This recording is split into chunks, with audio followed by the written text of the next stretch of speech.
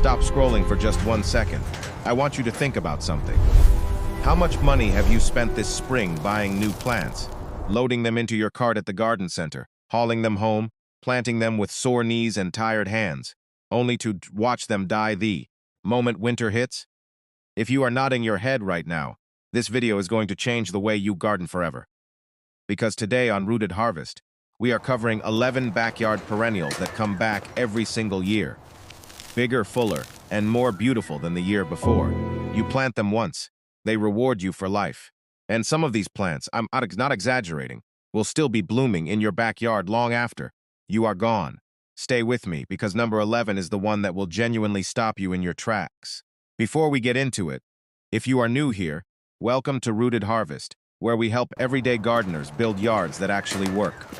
Hit that subscribe button right now. We drop content like this every single week, and you do not want to miss what is coming next. Let's get into it. Plant number 1, coneflower, Echinacea. Here is something most gardeners do not know about coneflower. The name Echinacea comes from the Greek word for hedgehog. Look at the center of that bloom, spiny, raised, prickly, and suddenly the name makes complete sense. But beyond the name, what makes this plant legendary is its sheer toughness. Coneflower is native to the eastern and central United States, which means it was literally built for American backyards. It does not need you. It does not want your help. Forget to water it? Fine. Clay soil? No problem. Scorching July heat? It blooms right through it. Zones 3 through 9. That covers almost every single person watching this video right now. By midsummer, coneflower throws up large daisy-like blooms in shades of purple, pink, coral, orange, white, and yellow. The petals sweep back from that iconic raised cone like a crown, and the effect is stunning. But here is what sends gardeners absolutely wild. When the blooms fade and the seed heads dry out in late fall, goldfinches, chickadees, cardinals, blue jays, and woodpeckers descend on them like it is a buffet. You literally get free bird feeding all winter long just by leaving the spent flowers standing. And come spring, the plant comes back stronger than ever, slowly spreading into a bigger, more impressive clump. Plant it in full sun to part shade, give it decent drainage, and then just step back and let it thrive. This is the plant that convinces beginners that gardening is easy and reminds experienced gardeners why they fell in love with it in the first place. Plant number 2, black-eyed Susan, Rudbeckia. If coneflower is the tough native, black-eyed Susan is the wildly cheerful all-American neighbor who shows up to every party and makes the whole room brighter. Those golden yellow petals surrounding that dark chocolate brown center are one of the most iconic combinations in the entire plant world. And here is what separates this plant from everything else at your garden center. It blooms nonstop from midsummer all the way through fall, right when most of your other plants have already called it a season. Black-eyed Susan is a North American native that spreads by both seeds and clumping roots. That means over time, you can divide it, share it with neighbors, or spread it across your entire backyard border for free. People literally mail these to each other. Growing communities give them away. Plant 1, get 20 over 5 years. In zones 3 through 9, it returns reliably every year, tolerates drought once established, loves pollinators, and looks extraordinary in a mixed border alongside coneflower, ornamental grasses, or lavender. The butterflies treat it like a destination resort. If you have a sunny spot that you never know what to do with, plant black-eyed Susan. It will answer that question loudly, beautifully, and for many years to come. Plant number 3, hosta. Now we are going somewhere different. While every other plant on this list loves sunshine, hosta is the undisputed queen of shade. That dark, forgotten corner of your yard where nothing ever grows? Hosta was born for it, and what it brings to those spaces is nothing short of stunning. Enormous, lush, architectural leaves in every shade of green, blue, gold, chartreuse, and creamy white. Some leaves are solid, some are two-toned, some are enormous dinner plates, and some are tiny, delicate miniatures. There are thousands of cultivars, meaning the variety is genuinely limitless. But here is the thing that makes hosta conversations electric in the gardening world. Deer eat hostas, and gardeners lose their minds over it. There is a running joke that hostas are basically deer candy. People show up in comment sections absolutely furious, sharing stories of coming outside to find their prized hosta completely stripped overnight. If you have deer pressure, you need to pair your hostas with strongly scented plants nearby, or choose the slug-resistant varieties that are bred tougher. Because even with the deer drama, gardeners keep coming back to hostas. The beauty is just too good to give up. In zones 3 through 9, hostas emerge reliably every spring from their underground crown, expanding in size a little more each year. A hosta planted today in your yard could be a spectacular specimen in a decade. And here is a pro tip that serious shade gardeners all know. Slugs love hostas almost as much as deer do.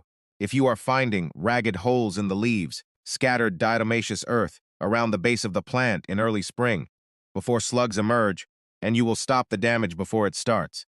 Give hostas shade, moisture-retentive soil enriched with compost, and protection from harsh afternoon sun. Pair them with astilbe for flowers, heuchera for color contrast, and ferns for that lush woodland feeling. You will have built a shade garden that stops every single visitor cold. Plant number 4, daylily.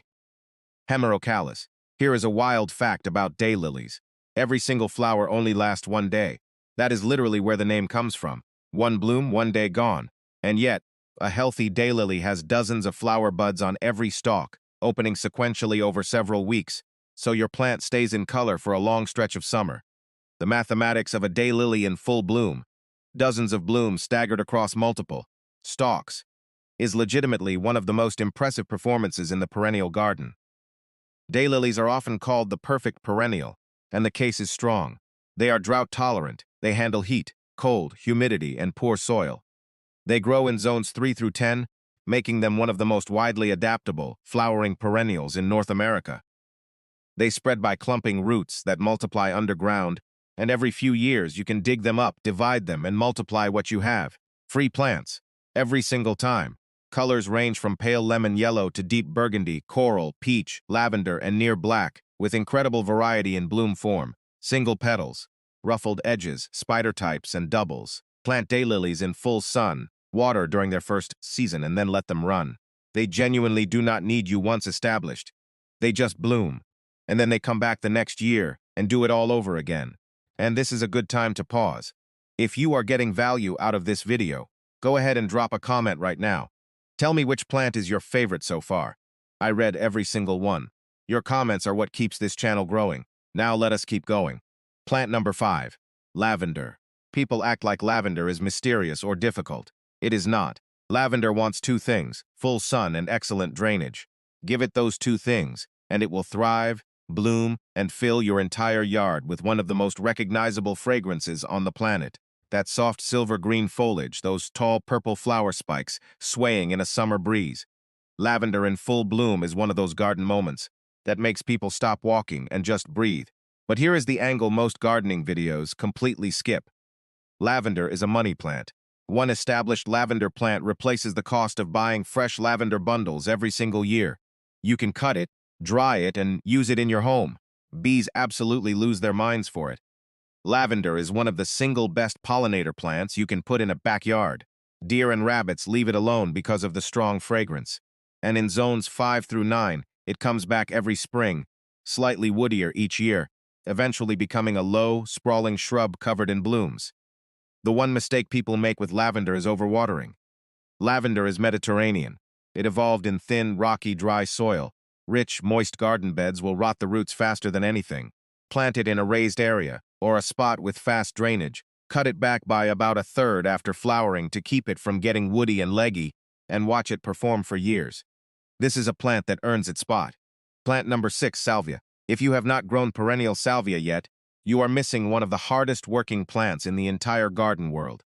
The flower spikes on salvia are tall, upright, and dramatic, deep blue-purple in the most popular varieties, and they bloom from late spring all the way into fall with almost no effort from you. Cut them back after the first flush of bloom, and they fire right back up again. Then cut them back again. They just keep going. Hummingbirds are completely obsessed with salvia. Bees are equally obsessed with salvia. Butterflies treat salvia-lined garden borders like a dedicated feeding station. And deer? They avoid it entirely, repelled by the aromatic foliage. In zones 4 through 9, salvia returns each spring and grows a little larger each year. The blue-purple shades work with almost everything. Pinks, whites, yellows, silvery plants like lavender or lamb's ear. It is one of the easiest colors to build a garden design around. There are salvias for full sun and some that tolerate part shade. There are compact varieties standing just 18 inches tall, perfect for the very front of a border, and taller varieties reaching 4 feet that anchor the back of a bed with drama and authority. One of the most popular is May-night salvia, with its deep inky purple-blue flower spikes that contrast beautifully against yellow, orange, and pink flowering neighbors. Plant it once, and by its third year, it will have become a reliable, self-sufficient anchor in your garden design. If you want one plant that looks like you put serious effort into your garden without actually doing serious work, salvia is your answer. Plant number 7, astilbe. Let's go back to the shade. Because while hosta wins on foliage, astilbe wins on flowers, and it might have the most romantic, ethereal blooms of any shade-loving perennial alive. Imagine feathery plumes of flowers in deep red, hot pink, soft lilac, cream, and white, rising above finely cut fern-like foliage. In a shaded border or woodland garden, a still in full bloom stops people in their tracks. It looks like something out of a fairy tale. Astilbe thrives in moist, semi-shaded spots, along stream banks, near water features, in wooded corners, or anywhere the afternoon sun does not bake the soil dry. Zones 3 through 9. It is exceptionally cold-hardy, resistant to pests and diseases, and toxic to deer, which means deer skip right past it. Leave the spent flower plumes standing after bloom. They dry into beautiful russet tones and add winter interest to the garden. In spring, the plant returns, slightly larger, slightly fuller, slightly more dramatic. Pair astilbe with hostas, ferns, and heuchera in a shade bed, and you have created something genuinely breathtaking with plants that essentially take care of themselves. Plant number 8, sedum, stonecrop. We need to talk about sedum because it is the most underestimated plant on this entire list. People walk right past it at the nursery. They do not understand it, and they are missing out. Sedum is a succulent-like perennial with thick, waxy leaves that stores water internally, which is exactly how it survives drought, heat, neglect, and basically anything else you throw at it. It is one of the most unkillable perennials that exists. The variety called Autumn Joy, and its bolder sibling Autumn Fire, does something no other plant in this list does. It gives you a full season of changing interest. In spring, tight little cabbage-like buds emerge. In summer, they slowly open into flat-topped clusters of flowers. By late summer, those flowers deepen into mauve and rose pink. In fall and into winter, the dried seed heads turn a rich mahogany brown and stand upright like sculptures, providing food for birds and structure in the garden long after everything else has gone dormant. It is essentially 4 plants in one. Zones 3 through 9, full sun, poor to average soil, no extra water once established, rabbit-resistant, pollinator magnet. If you have a hot, dry spot where nothing wants to grow, sedum will grow there, and it will make it beautiful. Plant number 9, nepeta. If you want the look of lavender, but you want something that performs even harder, spreads more willingly, and forgives you for any mistake you make as a gardener, plant catmint instead. Catmint explodes into clouds of soft blue-purple flowers from late spring into early summer, draping over pathway edges and spilling out of borders in a way that looks intentional and effortless at the same time. It is one of those plants that makes your garden look like a professional designed it. Walker's Low Catmint won the Perennial Plant of the Year, and for good reason. It blooms at first flush. You cut it back by half in midsummer, and it blooms again in late summer. 2 rounds of flowers every single season. Deer and rabbits avoid it because of the scent. Bees treat catmint borders like sacred ground. In zones 3 through 8, it returns every spring and slowly spreads into fuller, wider clumps. Planted along pathways, at the front of sunny borders, or between roses, catmint makes roses look even better by softening their base with those romantic purple-blue waves. It asks almost nothing from you and it gives you everything in return. Plant number 10, Baptisia, false indigo. This plant is the best-kept secret in American perennial gardening. The name might be unfamiliar, but once you see it in bloom, you will never forget it. Baptisia sends up tall, dramatic flower spikes in deep indigo blue, purple, creamy white, and soft yellow in late spring, right when the garden needs it most. The flowers look like lupines, but they are tougher, more drought-tolerant, and genuinely native to North America. After the blooms fade, inflated seed pods develop on the plant, and by fall those pods dry out and rattle like maracas in the wind. Gardeners find this absolutely delightful. Here is the history that most people never hear. Baptisia australis and Baptisia tinctoria were historically used by Native Americans and early European settlers to make a blue dye similar to true indigo. This plant was literally used to dye fabric. It has deep cultural roots in American land and history, and planting it in your backyard is a small act of connection to that story. Now here is the thing about Baptisia that requires honesty. It is slow to establish. The first year it barely moves. The second year it grows tentatively. By the third year it becomes something extraordinary, a large, shrub-like, self-sufficient perennial that you never have to touch again. Its taproots go so deep that it becomes almost completely drought-proof. And once it is established, you should never move it. Just let it grow, year after year after year, in zones 3 through 9, full sun. Poor to average soil is actually better than rich soil. In a rich bed, Baptisia puts all its energy into foliage and skips the flowers. No fertilizer needed, no division recommended. It even fixes nitrogen into the soil, which means it actually improves the ground around it over time, feeding neighboring plants for free. This is the plant that experienced gardeners wish someone had told them about 20 years earlier. Plant it in the right spot and walk away forever. It will reward your patience with decades of extraordinary beauty. And just before we get to number 11, the plant that has kept people talking for literally over a century, make sure you subscribe right now if you have not already. Drop a comment below and tell me which of these plants is already in your yard and which one you are adding next. I want to know. Now let's finish strong. Plant number 11, peony. Your great-great-grandmother probably grew peonies. And here is the stunning thing. The plants she grew are likely still blooming in somebody's yard right now. Peonies can live for over 100 years. 100 years.